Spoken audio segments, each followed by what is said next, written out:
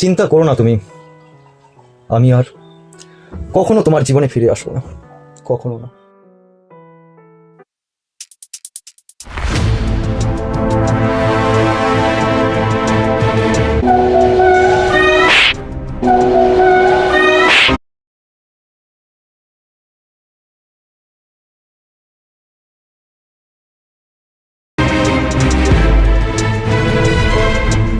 তোমার দেয়া পুরনো সেই আঘাতগুলো,